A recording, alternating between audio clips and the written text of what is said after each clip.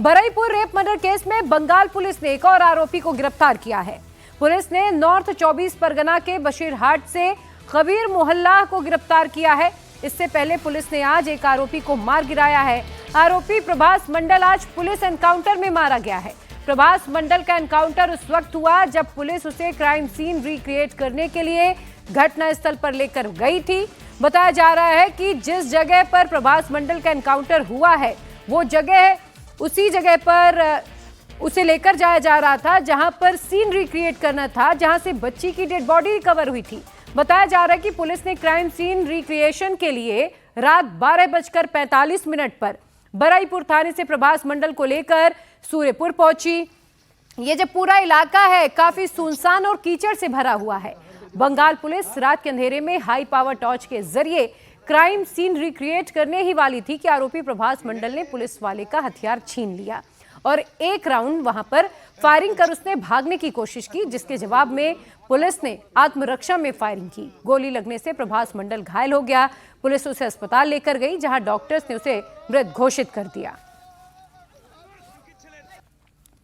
बरईपुर के सूर्यपुर इलाका ये वही इलाका है जब कल देर रात 1:45 बजे इसी जगह पर प्रभास मंडल को लाया गया, जिन्हें सबसे पहले गिरफ्तार किया गया था 12 साल के नाबालिग बेटी के साथ रेप और हत्या के मामले पे। इसी जगह पर रिकंस्ट्रक्शन किया जा रहा था पुलिस द्वारा और उसी वक्त जैसे कि पुलिस सूत्रों के हवाले से जो खबर मिल पा रहा है कि रोनी सरकार जो कि एसआईटी के एक सदस्य है, उनका पिस्टल छीनकर प्रभास मंडल भागने की कोशिश किया और सिर्फ भागने की कोशिश ही नहीं, पुलिस के ऊपर गोलीबारी करने की भी कोशिश किया।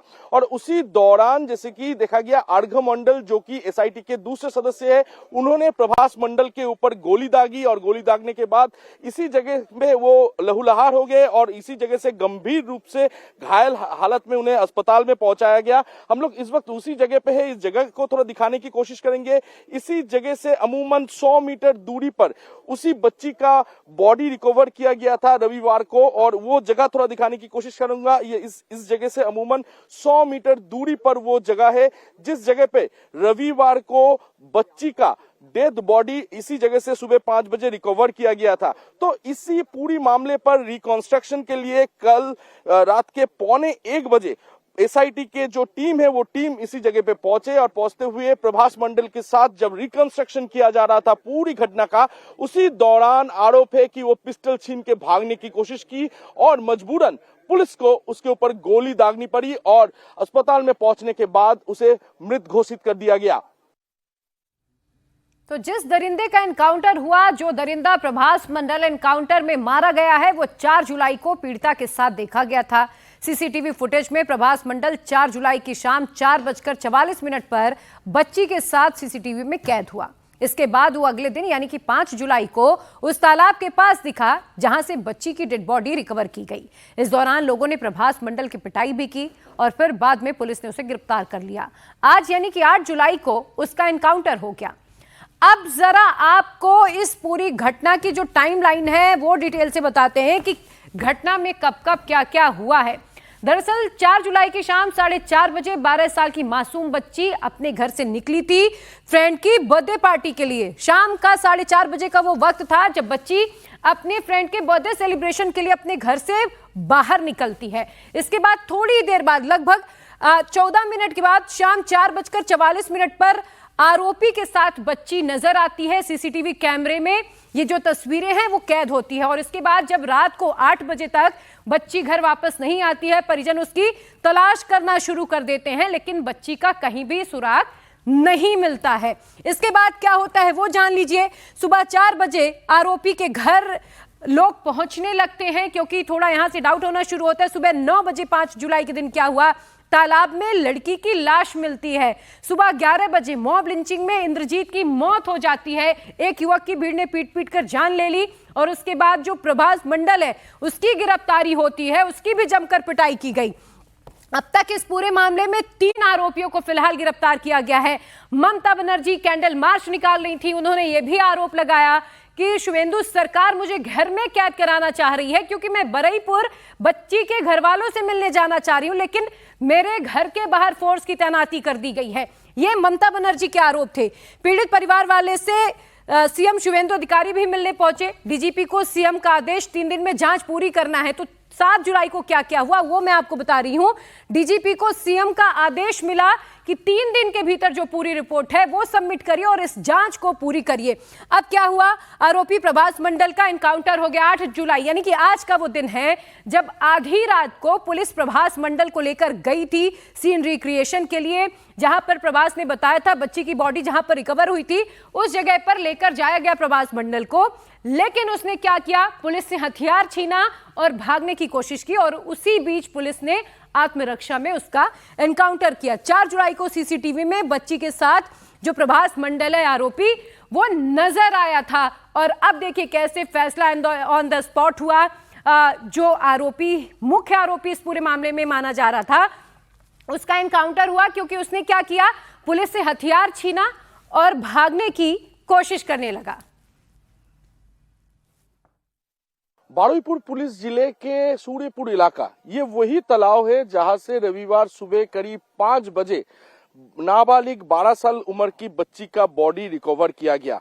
और इस गुस्से में इस इलाके के लोगों ने इंद्रजीत ताती मंडल नाम के एक शख्स को पीट पीट कर हत्या कर दी और उसके बाद कुल 4 लोगों की गिरफ्तारी इस घटना में हो चुकी है, जिसमें से प्रभास मंडल, जिनको मंगलवार देर रात 1:15 बजे इसी घटना के रिकंस्ट्रक्शन के लिए इस जगह से अमूमन 50 से 100 मीटर दूरी पर रिकंस्ट्रक्शन करवाया जा रहा था, उसी दौरान प्रभास मंडल एसआईटी के जो सदस्य हैं उनके पिस्टल लेके भागने की कोशिश किया। उन्हें रोकने की पुलिस कोशिश की है, लेकिन वो पुलिस पर ही गोली दागने की कोशिश किया। उसके बाद मजबूरन पुलिस को भी गोली चलानी पड़ी और गोली चलाने के बाद जैसे कि जानकारी हासिल हो पा रहा है कि वो लहूलुहान हालत में यहाँ पर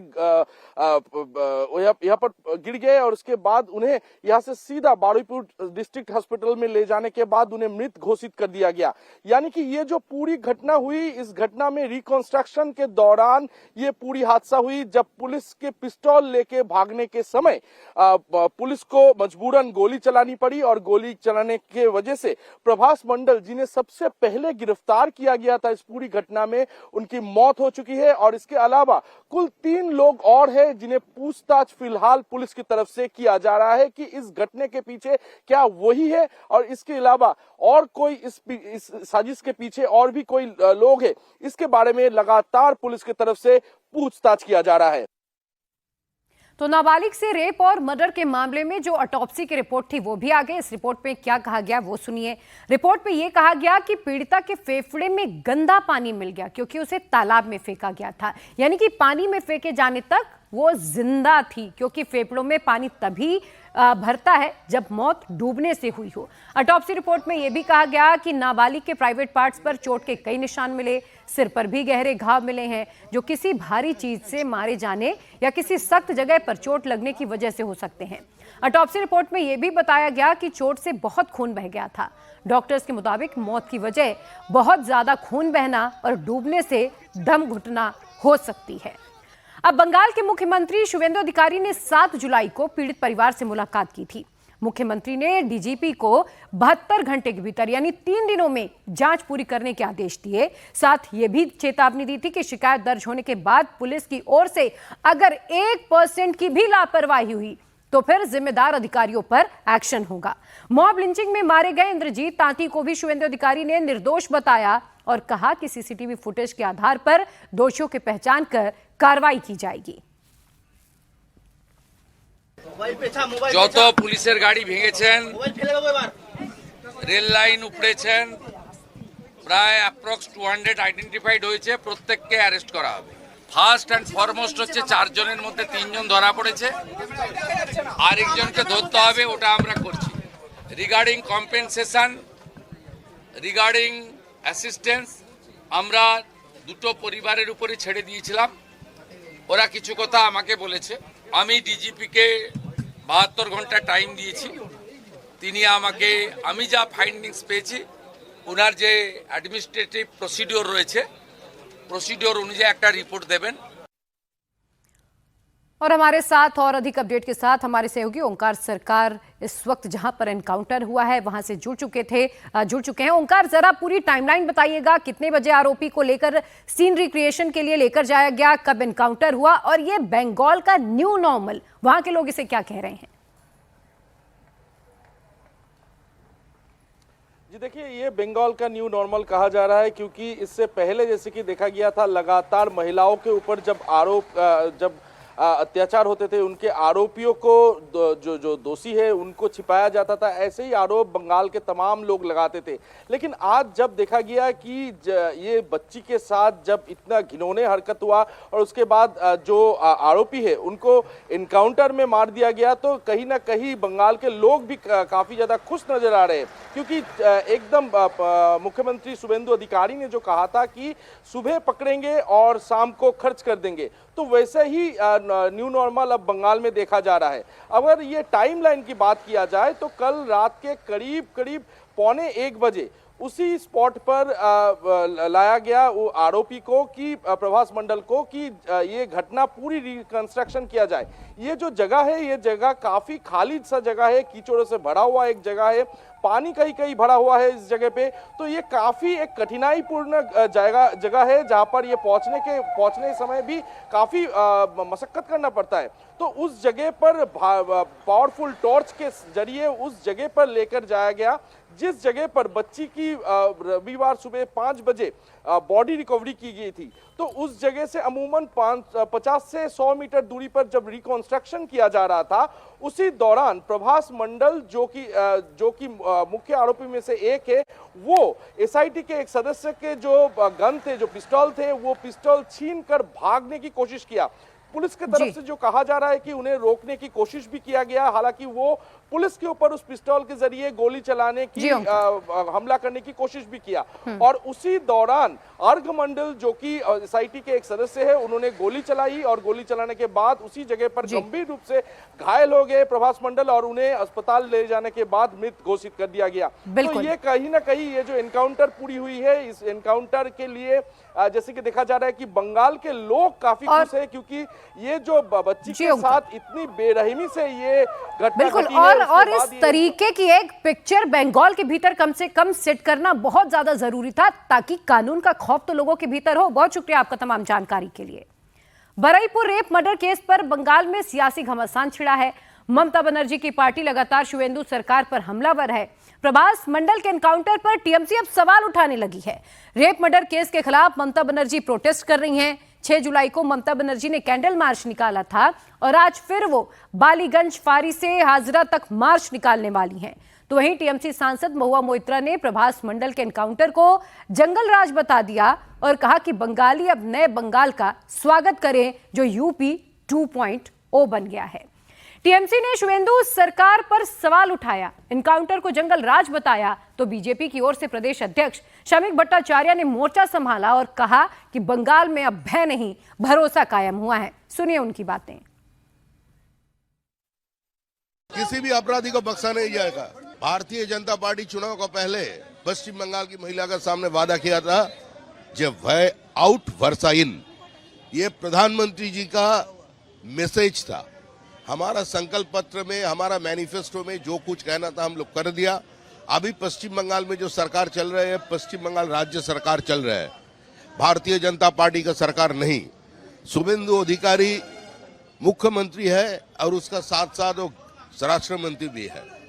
तो आज सरकार को जो कदम उठाना चाहिए था वो कदम उठाया। किसी भी अपराधी को, किसी भी रेपिस्ट को बख्शा नहीं जाएगा।